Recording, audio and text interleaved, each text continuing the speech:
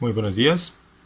Del camino con los mayores he aprendido a iniciar con gratitud y en ese sentido las primeras palabras van dirigidas a Marcos y a Javier, que como cómplices desconocidos han dado la oportunidad de compartir estas palabras. No puedo pasar por alto a John Benavides, quien ha sido el precursor de esta cuota de confianza que me permite compartir estas palabras en la 39 versión de la exposición de arte Victoriano Salas desarrollada en el municipio del Tambo, Nariño, departamento por el cual tengo muchos afectos atravesados, no solo por el curso de la maestría en investigación, creación, arte y contexto, sino por la cantidad de amigos que a lo largo de la vida el departamento de Nariño me ha compartido y han terminado forjando quien soy. Considero Nariño una tierra especial, como esa tierra limítrofe entre el sur de Colombia y el norte de los Andes colombianos, que le da un particularísimo encanto y misterio que hace de sus habitantes grandes amigos y maestros. A ustedes muchas gracias por el espacio. Me permitiré compartir algunas palabras que he leído e iré comentando alrededor de la animalidad y el territorio.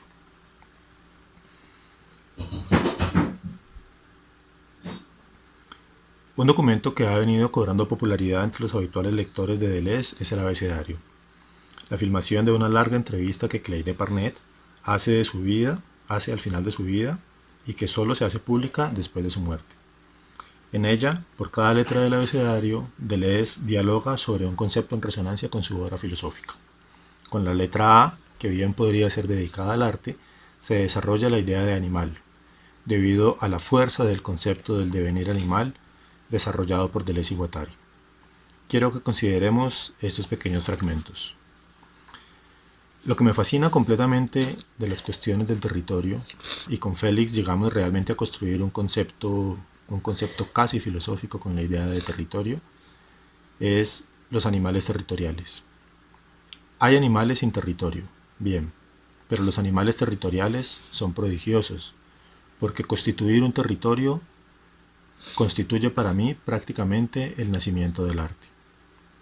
Cuando vemos cómo un animal marca su territorio, todo el mundo lo sabe, todo el mundo lo invoca siempre, respecto a las historias de las glándulas anales, de las orinas, y con todas las marcas de las fronteras del territorio. Pero se trata de mucho más. Lo que interviene en el marcado de un territorio son también una serie de posturas. Por ejemplo, besarse, levantarse. Una serie de colores. Los driles, por ejemplo, los colores de las nalgas de los driles que estos enseñan en la frontera del territorio. Color, canto, postura. Son las tres determinaciones del arte, es decir, el color, las líneas. Las posturas animales son a veces verdaderas líneas. El color, la línea, el canto. Esto es el arte en estado puro. Y entonces pienso, cuando salen de su territorio o cuando vuelven a su territorio, su comportamiento. El territorio es el dominio del tener. El territorio son las propiedades del animal y salir del territorio es aventurarse. Hay animales que reconocen a su cónyuge únicamente en su territorio, pero no lo reconocen por fuera del territorio. Las categorías aquí se deshacen, se desmoronan. No hay humano ni animal. Es el devenir animal del artista en su obra, en su simple movimiento animal. Marcar el territorio. Surge entonces la pregunta, ¿cuál es el territorio que habitamos? El habitar y la casa. La primera noción, desde el nido del pájaro, el hueco en la tierra del perro, hasta la arquitectura y la mística de los constructores con escuadras y compases. Mística presente como apertura a percibir las sensaciones del ambiente y jugar con ellas para habitar el espacio, para transformar el espacio que se habita. En últimas, para expresar la animalidad de marcar el territorio. Retomemos. Lo que interviene en el marcado del territorio son también una serie de posturas. Posturas, posturas, posturas, desde la danza o el yoga hasta el movimiento del asadón y la pica, en la línea de escritura que también es el surco, la chagra, la era, el jajam, dirán los Kamsá en el Alto Putumayo. Marcar el territorio, defender el territorio desde lo que se siembra, arte y autonomía. Toda una farmacopea alimenticia que describe las líneas en la tierra que trazan el recorrido que florece y da lugar a los colores de los alimentos. La flor de la papa, dirá José Ismael. Las posturas animales son a veces verdaderas líneas. No hace falta sino ver las posturas del yoga, animales todas, perro hacia abajo, la cobra, el conejo. No hace falta sino ver el gato de la casa. Líneas, líneas, líneas. Postura y territorio. Verdaderas líneas que parten del cuerpo como territorio y su movimiento como enunciación de una fuerza primaria que se expresa en el uso de la herramienta, que también se hace visible en el surco de la montaña y en el paisaje de los Andes. El territorio que habitamos y el paisaje, como líneas, líneas de alimento o líneas de muerte, diversidad o monocultivo, líneas de colores, líneas de hojas, trazos de la estética campesina de los Andes. Color en el paisaje, territorio y cultivo, territorio y minería, territorio y fracking. Monocultivo monocolor, multicultivo multicolor, la expresión del territorio, tal vez pobre, tal vez reducido como el mundo animal, pero lo que nos permite hacer un mundo. Devenir animal. El animal muestra sus nalgas frente al otro para mostrar hasta dónde se puede avanzar. Los colores de las nalgas de los driles que estos enseñan en la frontera del territorio. Así también los colores del paisaje que dibujan entre las zonas de riesgo, zonas de guerra, zonas de disputa y zonas de autonomía. O como diría Hacking Bay, en zonas temporalmente autónomas, toda una psicotopología de la vida cotidiana. Comillas. El mapa es un sistema político abstracto de coordenadas, un gigantesco fraude reforzado por la zanahoria condicionadora del Estado experto. Economía naranja a la vista. Hasta que al final, para la mayoría de nosotros, el mapa deviene territorio. El mapa está clausurado, pero la zona autónoma está abierta. Buscamos en él, en el mapa, espacios geográficos, sociales, culturales, imaginarios, con la fuerza potencial para florecer como zonas autónomas. Y buscamos tiempos en los que estos espacios se encuentran relativamente abiertos, bien por desinterés del Estado en ellos, bien porque ellos hayan pasado desapercibidos a los cartógrafos, o por la razón que sea. La psicotopología es el arte de la prospección de las nuevas zonas temporalmente autónomas potenciales. El animal marcando territorio. El artista trazando la zona de defensa desde la expresión de la multiplicidad de colores frente al monocultivo monocolor. Cartografías estéticas para abrir el territorio autónomo, para deshacer el mapa de las zonas en disputa. Una exposición de arte para abrir el mundo de la vida y resignificar el territorio. Nuevamente de la mano de Deleuze. El territorio no vale más que en relación al movimiento mediante el cual se sale del mismo. Hay que reunir ambas cosas. No hay territorio sino un vector de salida del territorio. No hay salida del territorio, desterritorialización, sin que al mismo tiempo se dé un esfuerzo para reterritorializarme en otra cosa, en otro lugar. Me encuentro entonces de la mano de Deleuze en una invitación a salir del territorio para afirmar el territorio. Los animales producen y reaccionan ante signos y señales. Saber leer y reconocer al animal es el devenir animal. En el abecedario pregunta Claire Parnet. Entonces, ¿es esa emisión de signos o señales, esa recepción de señales que une el animal con la escritura y el escritor? A lo cual responde Deleuze. Claro que sí. Si quieres, si me preguntaran, ¿qué es para usted el animal? Respondería, es estar al acecho. Es un ser fundamentalmente al acecho. ¿Es el artista entonces un ser al acecho? Sí.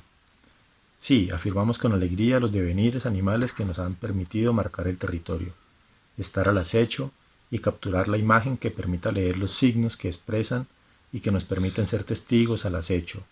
Color, línea, canto, eso es el arte en estado puro. Comparto mi experiencia e inicio el viaje con el canto, el susurro, el grito y el aullido, el sonido de la flauta y el tambor de los Andes colombianos y nariñenses en la música de Chirimía. En el macizo colombiano como territorio de rupturas del paisaje y zona de disputa, de cantos de vida en la mata de flauta y el carrizo. En este viaje, en medio de las montañas y la neblina, atravesando los ríos y las trochas, quien habla aquí es el territorio. Una voz interna que forja identidades, si se quiere, que toma forma en otras voces. Nos dice Milton Omen en el municipio de Almaguer cuando hicimos el recorrido en la ruta de la Chirimía caucana. Cuando yo era pequeño me golpeaba el estómago tratando de imitar el sonido de los tambores de una chirimía. Un día, mi madre me regaló un tambor y ese fue mi primer acercamiento con un instrumento de chirimía. Mientras sonríe agrega, ese tipo de música me atrajo Me atrajo mucho porque en mi pueblo a la gente le gusta escuchar las chirimías, los músicos viejos son importantes y el anhelo de ser como ellos entre los jóvenes es grande. Yo me decía a mí mismo, ¿cuándo estaré yo en las mismas, tocando esos ritmos pegajosos que dan ganas de bailar? Don Alfonso Palechor, que en paz descanse, flautero insigne del resguardo de Río Blanco, nos añade, nuestra mata de flauta. Le tenemos este tema en agradecimiento. Ha sido una flauta que nos ha dado mucha esperanza y fruto a la vez. Por eso hemos salido a otras partes a conocer tierritas. Si no hubiera estado esta planta, nosotros como campesinos, como indígenas, pues no podíamos abastecernos con instrumentos de otro lugar. Como son escasos los recursos, entonces esto nos ha reemplazado todas esas máquinas que ahora fabrican para las chirimías, a toda esa clase de músicas. Entonces por eso le tenemos este tema. Lo hemos sacado de nuestra cabeza en agradecimiento. Son voces de gratitud y arraigo por el territorio. La fragilidad de lo local debe ser cultivada y protegida. Esto me lleva a preguntarme, ¿cómo configurar el territorio, ese territorio que nos define como nación? ¿Qué hacer con ese sentimiento y esa convicción de saberse de un país particular? ¿Cómo entiendo la percepción de la nación en la obra del artista cuando ésta, la obra, se desborda hacia adentro o hacia afuera sin miramiento de las limitaciones geográficas o culturales? ¿Cabe la pregunta por una identidad nacional o local en la obra cuando ésta tiene un carácter animal de demarcación y apertura del territorio? ¿Habrá una suerte de determinismo cultural del arte que sustentaría la pregunta por la representación de lo nacional que no sabe reconocerse en la animalidad? Trato de mantener vivas estas preguntas siguiendo a Deleuze Guattari al afirmar, en un principio de animalidad, la finalidad del arte parte de extraer un bloque de sensaciones, de ser un mero ser de sensación. He de afirmar, por lo tanto, que lo nacional, sea su representación o su percepción, no sería más que una mera sensación. El territorio se configura mediante sensaciones. Nuevamente Joaquín Bey a la mano. Yo, con todas las dificultades de la enunciación del sujeto, tengo la sensación de ser colombiano. La sensación de ser colombiano deviene mi lugar de enunciación y mi punto de vista. Desde aquí asumo que la sensación, más que la pregunta, como algo que deviene, sí ha estado presente en los ejemplos que quiero compartir, tanto como búsqueda actual, como preceptos y afectos vitales presentes en mi devenir, entre ellos la afirmación y la convicción de Colombia como una nación campesina, y por ello la indagación por las representaciones visuales del campesino colombiano en el siglo XXI. Pregunta que surge a la luz de asumirme como neorrural o neocampesino, posterior a una decisión de vida familiar. Esta interrogante vital como ejercicio de reconciliación con la tradición familiar campesina y la coexistencia que no niegue ni desplace mi devenir estético y filosófico, nos implica como familia buscar referentes de formas de vida que conducen a conocer a José Ismael Manco, artista campesino, ilustrador a carboncillo.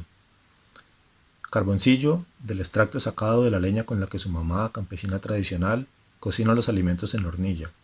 José Ismael, de quien quiero compartir una reflexión sobre su obra, es uno de los personajes que hacen parte del actual documental en desarrollo titulado ¿Cuánta tierra necesita el hombre? Adaptación libre con personajes reales del cuento de León Tolstoy, que lleva el mismo título. ¿Cómo está configurado el territorio colombiano y cuáles son las tareas del artista que marca su territorio en ese contexto? ¿Cómo debatirse en esas zonas en disputa? El viaje lo iniciamos en Socotá, al nororiente de Boyacá, hoy por hoy zona minera. Nos encontramos con don Milciades, uno de los tantos campesinos en resistencia a la minería desde la tradición de su trabajo agrario, pero sobre todo con su molino hidráulico de más de 100 años de tradición desde que fue construido por su abuelo. Adentrarse en su territorio es un viaje en el tiempo, una memoria que resiste a cambiar, hoy por hoy, debido al escaso cultivo de trigo en la región, ya que el molino no se mantiene activo todo el año, como sucedía solo hace 25 años. Su voz es la nostalgia del pasado. Su piel es el reflejo de la fortaleza del campo colombiano. Seguir con el molino es un modo de no sucumbir a la tentación. Boyacá, departamento insigne de la producción agrícola en el imaginario colombiano, enfrentando la expansión de uno de sus mayores retos, la minería.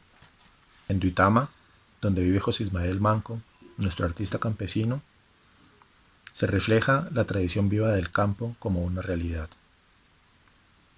Su mirada refleja la convicción de ser campesino.